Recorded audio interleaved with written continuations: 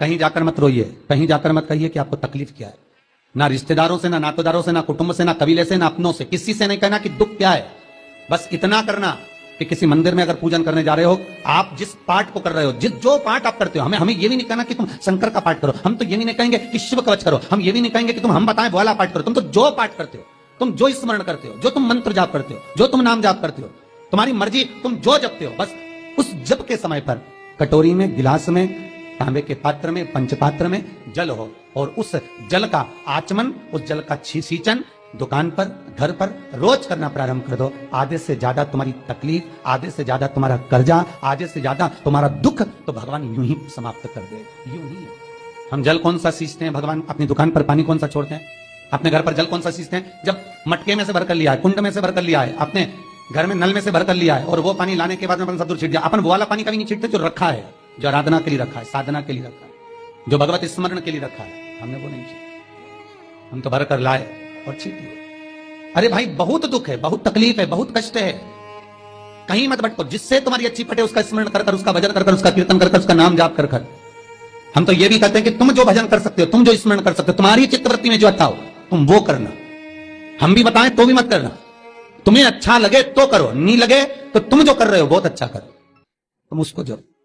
तुम्हारा जपना, तुम्हारा स्मरण करना, तुम्हारी भक्ति का भाव प्रकट करना, बस दिल से, मन से, जो तुम्हारे मन में आ जाए भगवान को वो कह दो, भगवान से वो जाकर निवेदन कर दो, भगवान उसे स्वीकार कर दो। तो शास्त्र कहता है कि जिस दिन आपका व्रत है उस दिन एक काम जरूर करना कि भगवान का मंत्र जाप कर कर, भगवान का स्मरण कर कर, कटोरी में जल लेकर, पात्र में जो जल रखा हो, पूजन पाठ करते समय, स्मरण करते समय वो जल का पान अवश्य करें।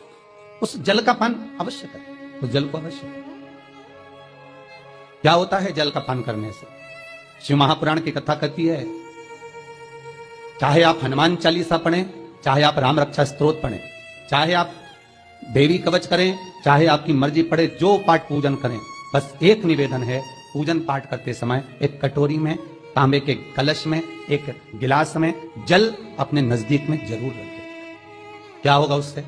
आप जितना पाठ करेंगे, आप जितना पूजन कर रहे हैं, आप जितनी आराधना कर रहे हैं, आप जितनी साधना कर रहे हैं, आप जितना तप कर रहे हैं, आप जितना हनुमान चालीसा, दुर्गा चालीसा, राम रक्षा स्तोत्र, यमुना अष्टक, गोवर्धन चालीसा, जो भी आप जप रहे हैं, जो भी आप सर्वोत्तम जी का पाठ करें, आप जिस भी पाठ को कर रहे हैं, उस पाठ को करते समय अगर जल तुम्हारे पास में रखा हुआ है तो तुमने जब पाठ किया तो उसका जो तात्विक अंश है वो जल के अंदर जाएगा और वो जल जब हम ग्रहण करेंगे तो हमारा जीवन आनंदित हो जाए। पहले के संतों को उठाकर देखिए, पहले के साधुओं को उठाकर देखिए, पहले के तपस्वियों को उठाकर देखिए।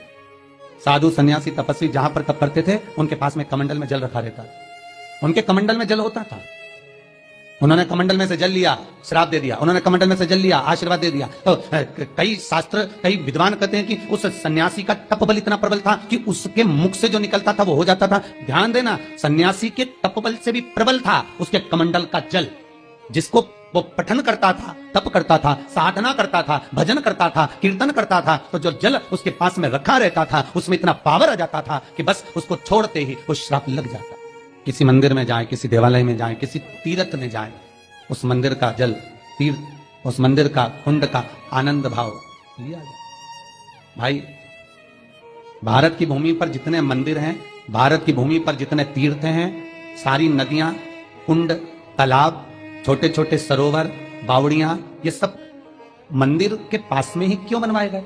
ये कुंड, ये बावड़ियां, ये तालाब, ये सरोवर, ये कुएं, ये सब मंदिर के करीब में, तीर्थ के करीब में क्यों बनाए गए? उसका कारण केवल इतना है। और क्यों इतने पवित्र होते हैं? क्योंकि वहां भजन करने वाला, वहां साधना करने वाला, वहां स्मरण करने वाला, वहां कीर्तन करने वाला, वहां मंत्र जाप करने वाला, वहां नाम जाप करने वाला जब जप करता है, साधना करता है, पाठ करता है, तो उसका तेज पुंज उस जल में चला जाता है। उस जल का पावर इतना प्रबल होता है कि जीव अपने आप कल्याण हो जाता है। मात्र स्नान से, मात्र पूजन से, मात्र तर्पण से, मात्र आचमन से। शिव महापुराण तो यहां तक कहती है कि आप शंकर भगवान को जल चढ़ाएं, थोड़ा सा जल पात्र में रख लें, जहां पूजन कर रहे हैं, जब थाली से पूजन, पहले सबसे पहले तो जल ही चढ़ाओगे ना, जल चढ़ाने के बाद उस पात्र को रख लें, थोड़ा सा पानी उसमें बचा लें, 2-4 बूंद, 8 बूंद, 15 बूंद, 20 बूंद, 1 किलो, थोड़ा सा। भगवान शिव की आराधना करी आपने, दिया बत्ती करा, पूजन करा, आराधना करी, मंत्र जाप करा, घंटी का नाद करा, और भी लोग आए उन्होंने भी भगवान का नाम लिया। जब घर की ओर प्रवेश करें, पूजन की थाली जब लेकर चलें, तो जो कलश में जल हो उसका आचमन कर लें या अपने ऊपर छीट लें, उससे सुख का अनुभव होता है। स्कंद पुराण कहती है मनुष्य के जीवन के दुख को समाप्त करने में जल की परिभाषा प्रबल है।